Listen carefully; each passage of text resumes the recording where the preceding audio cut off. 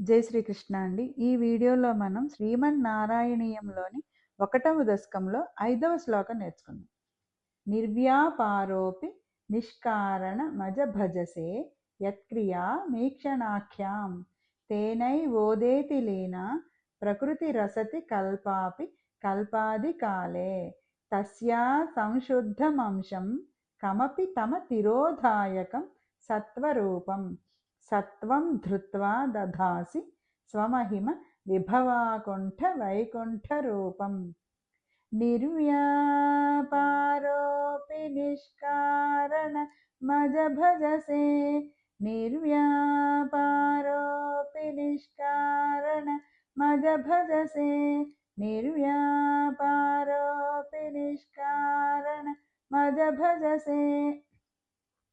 యత్క్రియామీక్షణాఖ్యాం యత్క్రియామీక్షణాఖ్యాం తేనైవోదేతి లీనా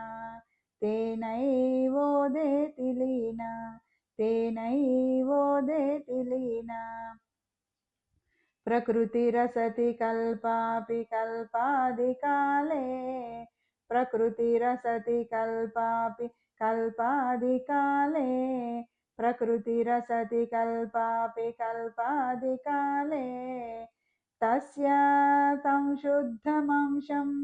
కమపి తమతిరోధాయకం సత్వరూపం తస్యా సంశుద్ధమంశం కమపి తమతిరోధాయకం సత్వరూపం తస్యా సంశుద్ధమంశం కమపి తమతిరోధాయకం సత్వరూపం సత్వం ధృత్వా దధాసి సత్వం ధృత్వా దధాసి సత్వం ధృత్వా దధాసి స్వమహిమ విభవాకుంఠ వైకుంఠరూపం స్వమహిమ విభవాకుంఠ వైకుంఠరూపం స్వమహిమ విభవాకుంఠ వైకుంఠరూపం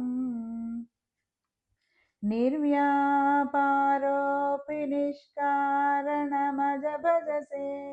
యత్క్రియామీక్షణాఖ్యాం నిర్వ్యాపారోపి నిష్కారణమజ భజసే యత్క్రియామీక్షణాఖ్యాం నిర్వ్యాపారోపి నిష్కారణమజ భజసే యత్క్రియామీక్షణాఖ్యాం తేనైవోదేతి లీనా ప్రకృతిరసతి కల్పాపి కల్పాదికాలే తేనైవోదేతి లీనా ప్రకృతిరసతి కల్పాపి కల్పాదికాలే తేనైవోదేతి లీనా ప్రకృతిరసతి కల్పాపి కల్పాదికాలే తస్యా సంశుద్ధమంశం కమపి తమతిరోధాయకం సత్వరూపం తస్యా సంశుద్ధమంశం కమపి తమతిరోధాయకం సత్వరూపం తస్యా సంశుద్ధమంశం కమపి తమతిరోధాయకం సత్వరూపం సత్వం ధృత్వా దధాసి స్వమహిమ విభవాకుంఠ వైకుంఠరూపం సత్వం ధృత్వా దధాసి స్వమహిమ విభవాకుంఠ వైకుంఠరూపం సత్వం ధృత్వా దధాసి స్వమహిమ విభవాకుంఠ వైకుంఠరూపం నిర్వ్యాపారోపి నిష్కారణమజ భజసే యత్క్రియామీక్షణాఖ్యాం తేనైవోదేతి లీనా ప్రకృతిరసతి కల్పాపి కల్పాదికాలే తస్యా సంశుద్ధమంశం కమపి తమతిరోధాయకం సత్వరూపం సత్వం ధృత్వా దధాసి స్వమహిమ విభవాకుంఠ వైకుంఠరూపం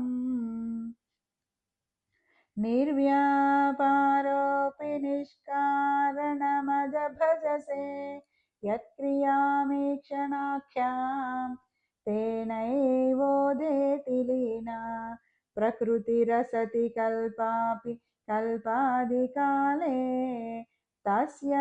संशुद्धमंशं कमपि तमतिरोधायकं सत्त्वरूपम् सत्त्वं धृत्वा दधासि स्वमहिमविभवाकुण्ठ वैकुण्ठरूपम् निर्व्यापारोऽपि निष्कारणमजभजसे यत्क्रियामीक्षणाख्यां तेनैवोदेति लीना प्रकृतिरसति कल्पापि कल्पादिकाले तस्य संशुद्धमंशं कमपि तमतिरोधायकं सत्त्वरूपम् सत्त्वं धृत्वा दधासि स्वमहिमविभवाकुण्ठ वैकुण्ठरूपम् श्रीहरये नमः।